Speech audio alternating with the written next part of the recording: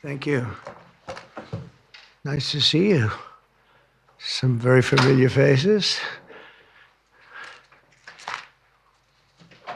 Well, thank you very much, and it's an honor to be here today. We have first full day as president. We're back, and we had a great first term, but we're going to have an even better second term, and I think we're going to do things that people will be shocked at. We're starting off with tremendous investment coming into our country at levels that nobody's really ever seen before, and they're very happy with the fact that I won the race and that they feel confident in their investments, and it's big money and high quality people. So my first day back from having a nice life, it's my honor to welcome three of the world's leading technology CEOs. And in the case of Larry Ellison, it's well beyond technology. He's sort of CEO of everything. He's an amazing man, an amazing business person. But to announce the largest AI infrastructure project by far in history, and it's all taking place right here in America. As you know, there's great competition for AI and other things, and they're coming in at the highest level. We're joined by Oracle Executive Chairman Larry Ellison, SoftBank CEO, my friend Masayoshi Son, and CEO of OpenAI, and I would say by far the leading expert based on everything I read, Sam Altman. So that's great that you're coming in together. That's a massive group of talent and money.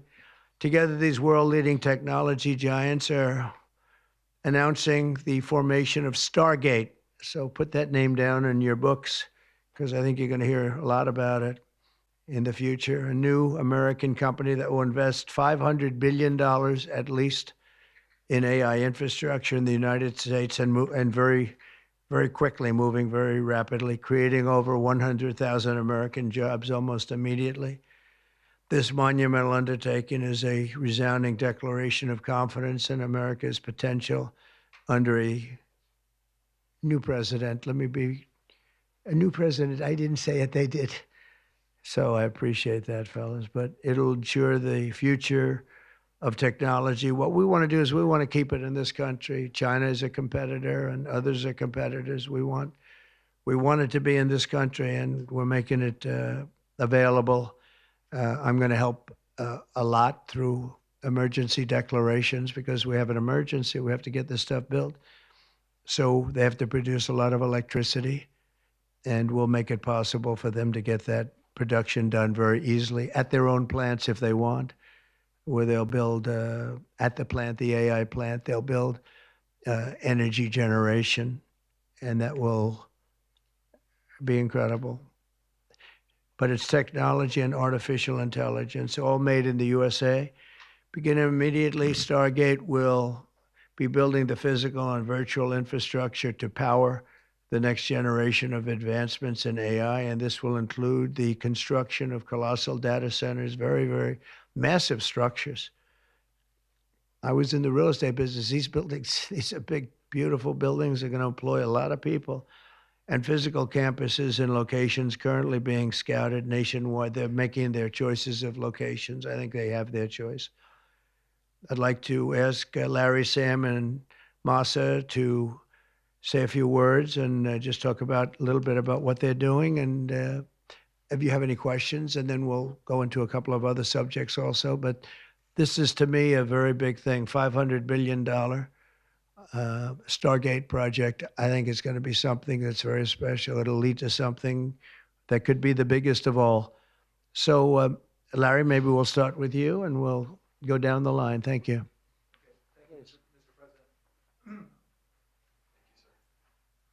Thank you, Mr. President. We certainly couldn't do this without you. It would simply be impossible.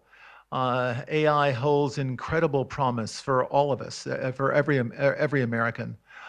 We've actually been working with OpenAI for a while and with Masa for a while. The data centers are actually under construction. The first of them are under construction in Texas. Each building's a 500,000 square feet. There are 10 buildings currently being built, but that will expand to 20 and other locations beyond the Abilene location, which is our first location. The kind of applications that we're building, to give you an idea, maybe the most charismatic and the one that I think touches us all is uh, electronic health records, not just maintaining electronic health records, but by looking at electronic health records, understanding the condition of doctors, better understanding the condition of their patients, and being able to provide healthcare plans that are much better than they otherwise would be. A doctor in Indian River Reservation would be able to see how a doctor at Memorial Sloan Kettering would treat the patient, or a doctor at Stanford would treat the patient. We actually provide all of that information, all of that guidance to the doctors who are treating cancer patients or patients with any other kind of disease, made possible by AI. I'm not going to take a lot of time. I'm going to pass it to Masa, but this is a very exciting program for Oracle to be a part of. Thank you.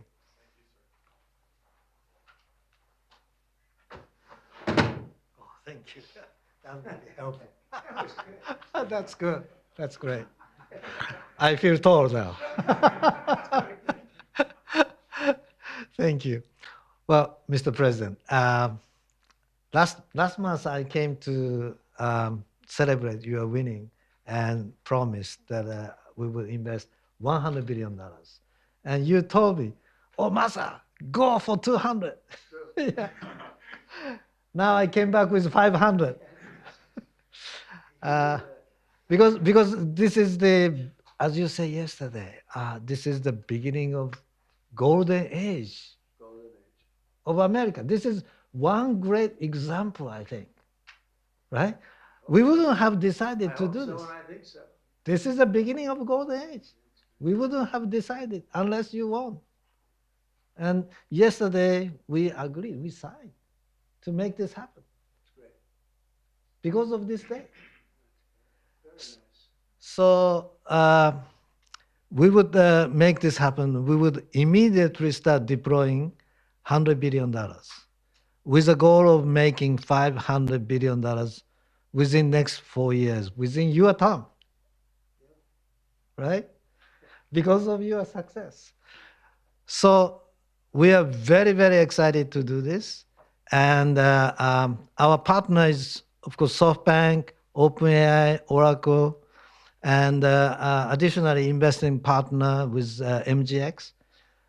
On top of that, we have the technology partner, NVIDIA, and of course, Microsoft has been very, very supportive to Sam and continue to support all our success. This is not just for business. As Larry said, this will help people's life. This will help solving many, many issues, difficult things that otherwise we could not have solved with the power of AI. I think AGI is coming very, very soon. And then after that, that's not the goal. After that, artificial super intelligence will come to solve the issues that mankind would never ever have thought that we could solve. Well, this is the beginning of our golden age. Thank you very much. Thank you very much. Fantastic. Sam. I don't have too much to add, but I did want to say I'm thrilled we get to do this in the United States of America. I think this will be the most important project of this era. And as Masa said, for AGI to get built here, to create hundreds of thousands of jobs, to create a new industry centered here, we wouldn't be able to do this without you, Mr. President. And I'm thrilled that we get to. I think it'll be an exciting project. I think we'll be able to do all of the wonderful things that these guys talked about. But the fact that we get to do this in the United States is, I think, wonderful. So thank you very much. Could you just say one word? I hear so many positive things about what it's going to do for medical research and for solving things, cancer and all the different problems. How will AI help us with the fight against the various problems, diseases, etc.? these guys can maybe share more about some of the work they're doing there. I think they'll jointly be some of the leaders about driving progress here. But I believe that as this technology progresses, we will see diseases get cured at an unprecedented rate. We will be amazed at how quickly we're curing this cancer and that one and heart disease, and what this will do for the ability to deliver very high quality healthcare, the costs, but really to cure the diseases at a rapid rate, I think will be among the most important things this technology does. Great. Very good. Thank Can you. I speak and answer that question, Mr. President? So we're currently working on. Should I step on this? Okay. All right. No. I'm not that tall. I'm not that tall. I'm not tall. You look even better now. Thank you, Mr. President. One of the most exciting things we're working on, using the tools that Sam and Masa are providing, is a cancer vaccine. It's very interesting. It turns out, I'll be quick, all of our cancers, cancer tumors, little fragments of those tumors float around in your blood. So you can do early cancer detection. If you can do using AI, you can do early cancer detection with a blood test. And using AI to look at the blood test, you can find the cancers that are actually seriously threatening the person. So we can, again, cancer diagnosis using AI has the promise of just being a simple blood test. Then beyond that, once we gene sequence that cancer tumor, you can then vaccinate the person, design a vaccine for every individual person to vaccinate them against that cancer. And you can make that vaccine, that mRNA vaccine, you can make that robotically, again using AI, in about 48 hours. So imagine early cancer detection, the development of a cancer vaccine for your particular cancer aimed at you, and have that vaccine available in 48 hours. This is the promise of AI and the promise of the future. Great. Thanks. Thank you, sir.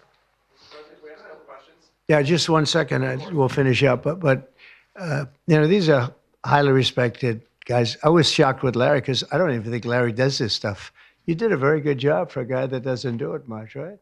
But he's so respected, and the group, and it's really an honor. But for Larry to be here and do this is very unusual because he doesn't do this stuff. He doesn't need it. He does, and you don't need it, do you? Huh? You don't need it. But I think it's an honor to the country. It's a great honor that this group, these are the top people, that they're going to do it, and they're going to do it here, and we're going to make it as easy as it can be. A $500 million Stargate project comes in addition to a separate pledge between $100 and $200 billion from, as we know, from Masa that we talked about before. Also, $20 billion from DMAC, which was great, and we have many others that are coming. Some I just announce it. It's easier, but with some, I know them, and they're so highly respected, I'd rather do it this way. Many would like to do it this way, but we're letting the world know what's happening. This is money that normally would have gone to China or other countries, but in particular China. In total, before the end of my first full business day in Washington in the White House, we've already secured nearly $3 trillion of new investments in the United States, and probably that's going to be 6 or 7 by the end of the week. Tremendous amounts of money are coming in for many things other than even AI. AI seems to be very hot. It seems to be the thing that a lot of smart people are looking at very strongly. And our country will be prospering like never before. I think that's true. And it's going to be the golden age of America. As I say, yesterday we had the most ambitious, action-oriented day of any administration in history. No, there's never been a first day like yesterday, as you know. I signed a sweeping slate of executive orders to stop the invasion of our borders. I launched a government-wide effort to defeat inflation and bring down the cost of daily life and bring down the cost of energy, magnificently bring it down. And when energy comes down, Larry, I'd say generally speaking, when energy comes down, everything else comes down. The prices of food and the prices of everything else come down. Energy is that's the big baby.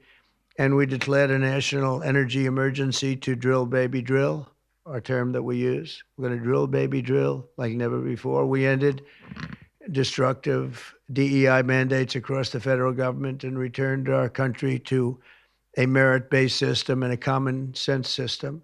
As you know, the Supreme Court gave us a decision on merit, where things in this country can be based on merit now instead of a lot of different rules, regulations, and things that really put our country at a big disadvantage. We permanently stopped government censorship and restored free speech. That was signed yesterday. We renamed the Gulf of Mexico the Gulf of America. Sounds so beautiful, the Gulf of America, and returned the name of a great president, William McKinley, to Mount McKinley. They took off the name. And he was actually a great president. He was a very, very successful businessman. He ran for governor of Ohio. He won and did a great job as governor, ran for president, and he won. He was assassinated, ultimately, in his second term, unfortunately. But he was the tariff king, and I don't think he was as bad as I am. I think I believe in him even more than him, but he believed in him very strongly. And he raised massive amounts of money. Our country was at its richest from 1870 to 1913. We had the most. That was when we were the richest, relatively speaking. We were the richest during that period of time. That was tariffs from other countries. And our administration's moving with unprecedented urgency and speed to confront every single crisis facing us, and we'll get the job done. And again, I want to thank Sam and Masa and Larry for being here. It's an honor to have them. And we'll take a few questions if you want. Some of the executive orders, you would agree that it's never acceptable to assault a police officer, Sure. right? So then if I can, among those you pardoned, DJ Rodriguez, he drove a stun gun into the neck of a DC police officer who was abducted by the mob that day. He later confessed on video to the FBI and pleaded guilty for his crimes. Why does he deserve a pardon? Well, I don't know. Was it a pardon? Because we're looking at commutes and we're looking at pardons. Okay, well, we'll take a look at everything. But I can say this. Murderers today are not even charged.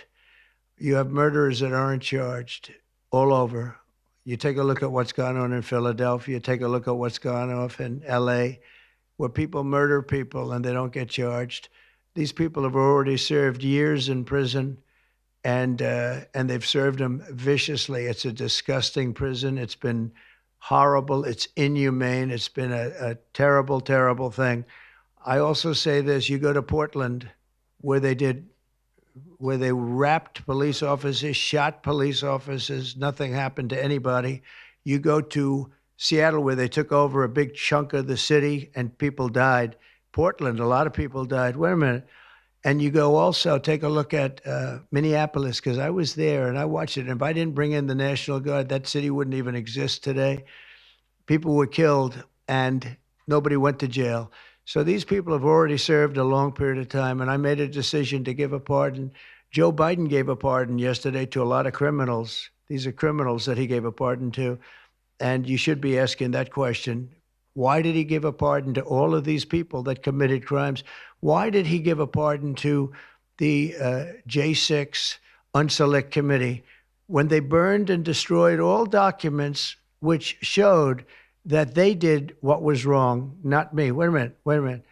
Why did they give a pardon to all of his relatives, his brother who made millions of dollars, to all these different people? He gave pardons. That's the question you should be answering. All right, go ahead. Yeah, please. If I can just Tell us a little bit about your Steve, can I just meeting. follow up with that really fast? No. I just want to ask Go you, ahead. you said you will. Tell us about your meeting with Speaker Johnson, Senator Thune. Did you reach any conclusion on this one big? Pretty much. I think we have a good situation now. It's been in some ways made simpler by Los Angeles because they're going to need a lot of money. And generally speaking, I think you'll find that a lot of Democrats are going to be asking for help. So I think maybe that makes it more one-sided. I think we're going to do very well. Look, we're going to take care of Los Angeles. I'm going there. I'm going to North Carolina, which has been abandoned by the Democrats.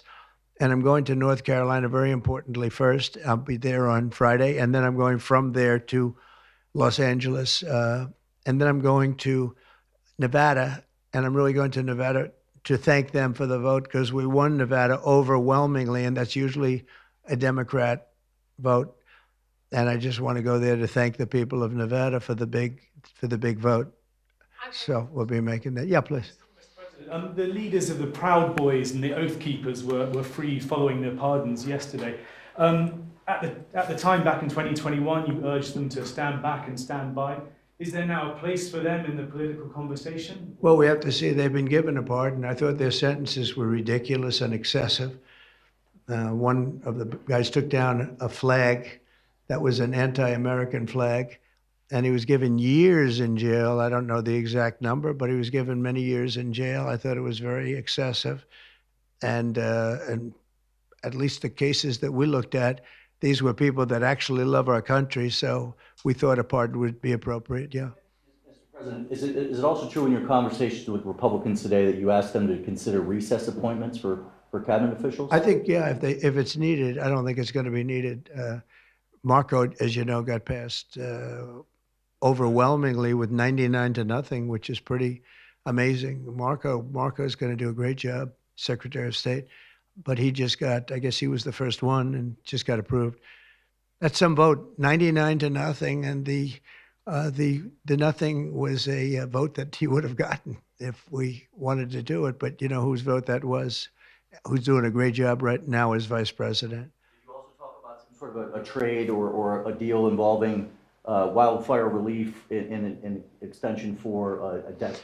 Well, what I really want to have done, I was talking about this with the guys back in the Oval Office.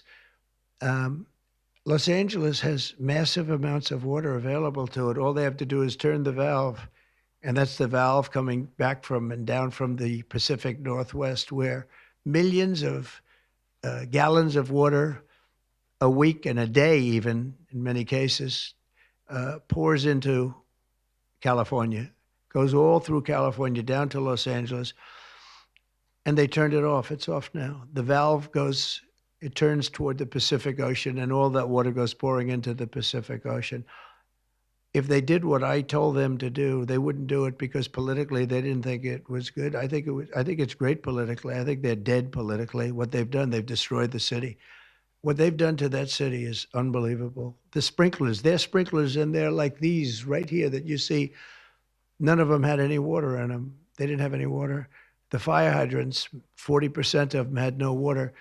The brush was just dry. Everything was dry. The sprinklers on the lawn weren't allowed to even be used.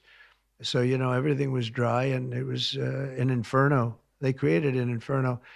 So we're demanding that they turn the valve back toward Los Angeles right now. It's not even believable that they haven't done it. Just so you know, they have a valve, and it turns like, think of a sink, but multiply it times many thousands of times the size of it. It's massive. And you turn it back toward Los Angeles. Why aren't they doing it? They either have a death wish, they're stupid, or there's something else going on that we don't understand. But we want the water that they're throwing away to be used for California. And that includes the farmers of California. You know, when you drive up north, you see all of the land. I couldn't believe it. I was with Devin Nunes when he was a congressman and some other congressmen from the area, and we're driving up and we're on the highway, and I keep looking at these farms, and the land is bone dry, and then you'd see an acre, about an acre or 2 acres, with the most beautiful green plants growing in it, the most beautiful you've ever. It's rich stuff, and you look at the soil, and it's so rich. That soil is almost the equivalent to like Iowa soil. It's phenomenal, but it's got no water. But the reason it has no water, I said, do you have a drought? No. I said, what do you mean you don't have a drought? Look at the thing. It's dry as a bone. The reason you have like an acre is because they say you can farm 1 acre, but no more, because they didn't want to waste water. But they throw the water into the Pacific Ocean. These people are crazy. So we're going to be issuing an executive order demanding that they immediately let that water come down through California. Farmers, even people living in Beverly Hills. Now, those people have been a lot of them are wiped out. Believe it or not, you know, they were having restrictions, Larry, you know about this.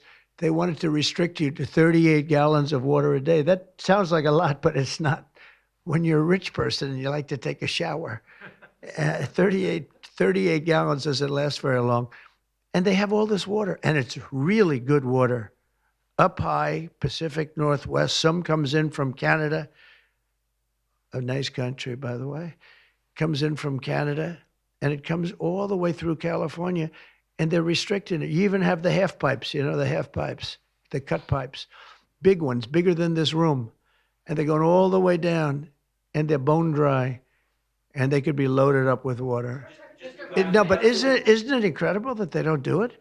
And it's to protect the Delta smelt. It's a fish that's doing poorly anyway. But I said, how are you protecting the Delta smelt by not giving it water? It's a fish. It needs water. Nobody can answer that question.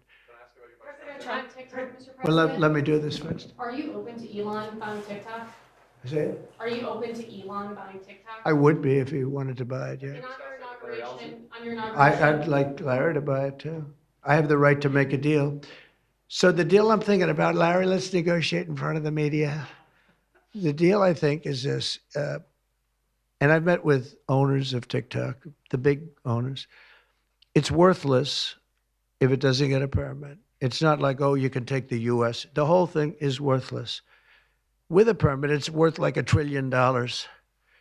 So what I'm thinking about saying to somebody is buy it and give half to the United States of America, half, and we'll give you the permit. And they'll have a great partner, the United States. And they'll have something that's actually more valuable because they have the ultimate partner, and the United States will make it very worthwhile for them in terms of the permits and everything else. But so think of it, you have an asset that has no value or has $1 trillion value. It all depends on whether or not the United States gives the permit. So what I'm saying is let the United States give the permit, and the United States should get half. Sounds reasonable. What do you think? Sounds like a good deal to me, Mr. President. Yeah, he can afford it too. Mr. President, you're a president who has long said that you back the blue, but aren't you sending the message that assaulting officers is okay with these pardons? No, the opposite. In fact, I'm going to be letting 2 officers from Washington Police, D.C. I believe they're from D.C., but I just approved it. They were arrested, put in jail for 5 years because they went after an illegal, and I guess something happened where something went wrong. And they arrested the 2 officers and put them in jail for going after a criminal, a rough criminal, by the way. And I'm actually releasing. No, I am the friend of police, more than any president that's ever been in this office. More than 400 of the people that you pardoned, though, assaulted officers. So I want to ask you about the Vice President, J.D. Vance. He said, this is a week ago, he said, if you committed violence on January 6th, obviously you should not be pardoned. Why is your Vice President wrong? Well, only for one reason. They've served years in jail. They should not have served, and they've served years in jail, and murderers don't even go to jail in this country. And we had 1,500, we have 16 under review. As you know, we commuted about 16 of them because it looks like they could have done things that were not acceptable for a full pardon. But these people have served years of jail, and their lives have been ruined. And in many cases, listen to me for a second. Stop interrupting. They've served years in jail, and if you look at the American public is tired of it. Take a look at the election. Just look at the numbers on the election. We won this election in a landslide because the American public is tired of people like you that are just one-sided, horrible people in terms of crime. You don't talk about all the people that have been killed and what happens to those murderers. Murderers get no time. You take a look at some of these DAs. They go after political opponents, but they don't go after people that shoot people in the street. They're caught. They know where they're living. They know everything. They don't even go up to pick them up anymore. They just let them live there. They know all about it. They have their pictures. They have the tape of the shooting, and they don't even go up and you're talking about this. No, we pardoned people that were treated unbelievably poorly. In the history of our country, there's never been anything take place like this. They're still looking for them, but they're not looking for the murderers, the people that are killing everybody. We are, though, and we're getting them out of the country. We just started that. We're getting them out of the country, and they're going to be gotten out of the country fast. They came in illegally from jails and from prisons. They killed many people. Some of them killed many people. About 50% of them killed more than one person. They were released into our country. That's what we're focused on, not the kind of nonsense you're talking about. You've called for a ceasefire in Ukraine. If Vladimir Putin doesn't come to the table to negotiate with you, will you put additional sanctions on Russia? Sounds likely. And do you think that the war should be frozen currently along The the war current should have battle never lines? started. If you had a competent president, which you didn't, the war wouldn't have happened. The war in Ukraine would have never happened if I were president. But that couldn't happen because the election was rigged. Yeah, go ahead. Mr. President, there's been some debate within your orbit over whether or not to keep or eliminate H-1B visas. What's your position on that? Do you want to keep H-1Bs or do you want to get rid of them? I like both sides of the argument, but I also like very competent people coming into our country, even if that involves them training and helping other people that may not have the qualifications they do. But I don't want to stop. And I'm not just talking about engineers. I'm talking about people at all levels. We want competent people coming into our country. And HB1, I know the program very well. I use the program. Maitre d's, wine, experts, even waiters, high quality waiters. You got to get the best people. Now, then you go into people like Larry, and he needs engineers, and Masa needs, and this gentleman needs engineers like nobody's ever needed engineers, right? So we have to have the quality people coming in. Now, by doing that, we're expanding businesses, and that takes care of everybody. So I'm sort of on both sides of the argument, but what I really do feel is that we have to let really competent people, great people come into our country, and we do that through the H-1 program. Mr. President, are you looking to impose tariffs on Canada and Mexico in an effort to force negotiations sooner on USMCA? No, it's really not on USMCA. It has nothing to do with that. They've allowed, both of them, Canada very much so, they've allowed millions and millions of people to come into our country that shouldn't be here. They could have stopped them, and they didn't. And they've killed 300,000 people last year, my opinion, have been destroyed by drugs, by fentanyl. The fentanyl coming through Canada is massive. The fentanyl coming through Mexico is massive. And people are getting killed, and families are being destroyed. I mean, the son gets killed, and the family is a basket case for the rest of their lives. I mean, I've seen mothers that thought they'd heal. They never heal. They say it gets worse with time. It gets worse with time. They lose their boy. They lose their baby. They lose their young daughter to fentanyl poisoning. And I had that talk with President Xi the other day, too, of China. I said, we don't want that crap in our country. We got to stop it. I would have stopped it. I had a deal with him where he was going to give the maximum penalty, which in China is the death penalty for drug dealing. And he was all set. He was going to give the maximum penalty to fentanyl dealers. If they send to the United States, they were going to get the death penalty. And of course, Biden didn't pick that up. I had that deal all done. It was all wrapped up. We were going to have it done. And then the election went, let's put it nicely, didn't go the proper way. I'm trying to be nice about it. It was rigged. And we had an incompetent president elected, and he never followed up on that deal. But he should have followed up, because if they got the death penalty, they wouldn't be sending fentanyl to Mexico, Canada, and other places. Mr. President, how much will the We're tariffs thinking about that too. We're talking about a tariff of 10% on China based on the fact that they're sending fentanyl to Mexico and Canada. How soon on those tariffs? Probably February 1st is the date we're looking at. Do you have an For update on- Mexico and China, we're talking about approximately 25%. Update on the Gaza ceasefire, and are you planning to travel to the Middle East soon? We're thinking about going to the Middle East, not yet. We have a thing called the hostages are coming back going on right now, and they are coming back. Some of them have been very damaged. You look at the young lady with her hand practically blown off. You know how that happened, right? Did you know how that happened? When you find out, you're not going to be too happy because it was terrible. But The hostages are starting to come back. If I weren't here, they wouldn't be back ever. They would have never come back. They would have all died.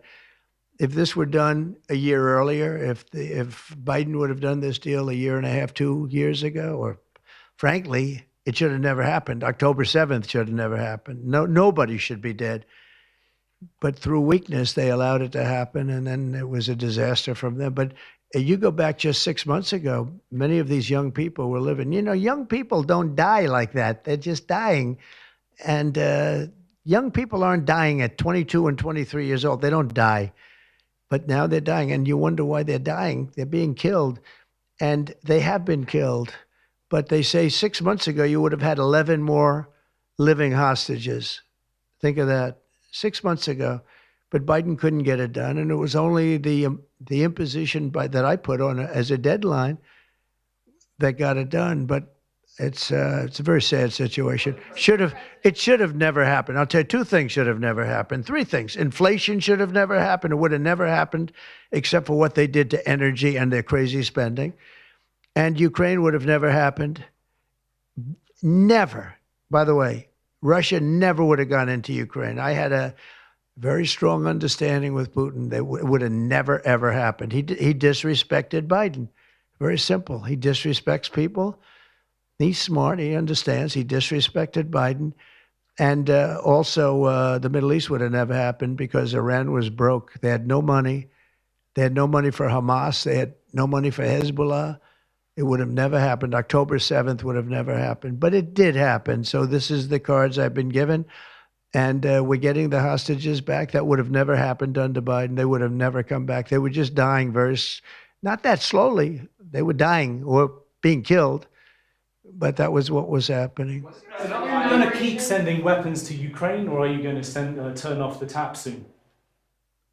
Well, we're looking at that. We're talking to Zelensky. We're going to be talking with President Putin very soon. And we'll see how it all happens. We're going to look at it very soon. One thing I do feel, the European Union should be paying a lot more than they're paying because under Biden, I mean, we're in there for $200 billion more. Now, it affects them more than it affects us. We have an ocean in between, right? Little thing called an ocean.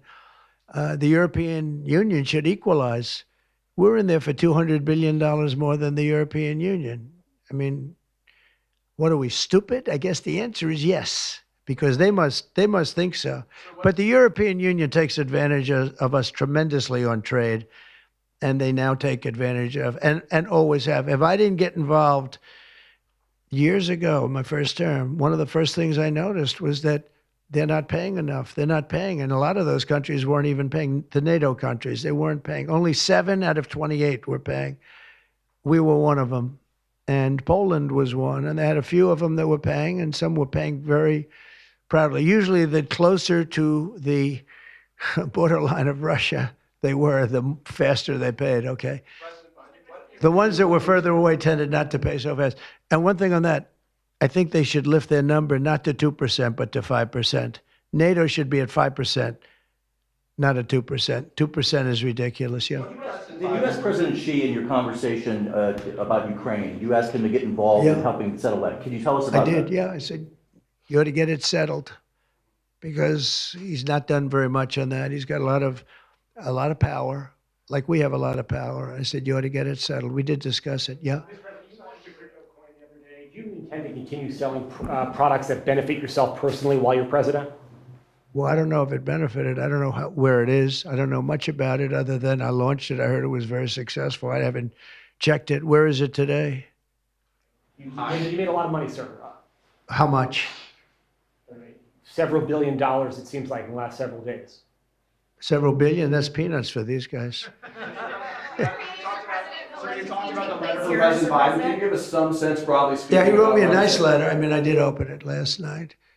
And I didn't know. Peter said, did you get the letter? I said, wait a minute, let's see the letter. It's sort of a tradition. You put it in the drawer, especially of the beautiful Resolute desk, right? And I opened the drawer, and there it was. It said to number 47.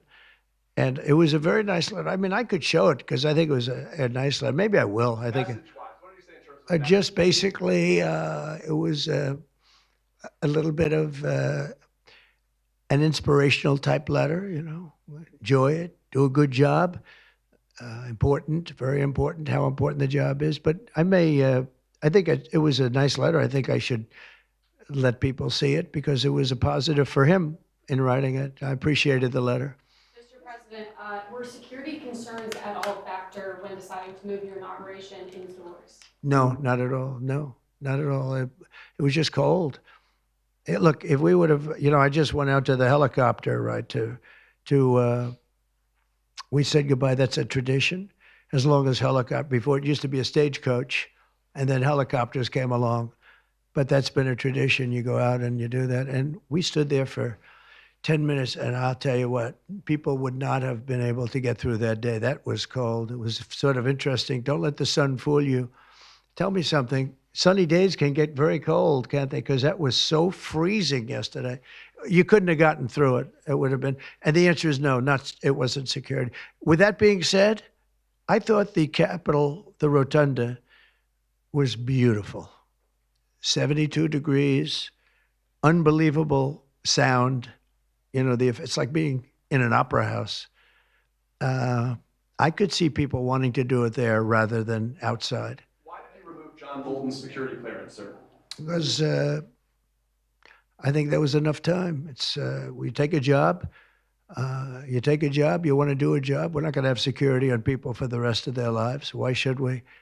I thought he was a very dumb person, but I used him well because every time people saw me come into a meeting with John Bolton standing behind me, they thought that he'd attack them because he was a warmonger. He's the one that got us involved, along with Cheney and a couple of others, convinced Bush, which was a terrible decision, to blow up the Middle East. We blew up the Middle East and we left. We got nothing out of it except a lot of death. We killed a lot of people. And John Bolton was, one of those guys, a stupid guy.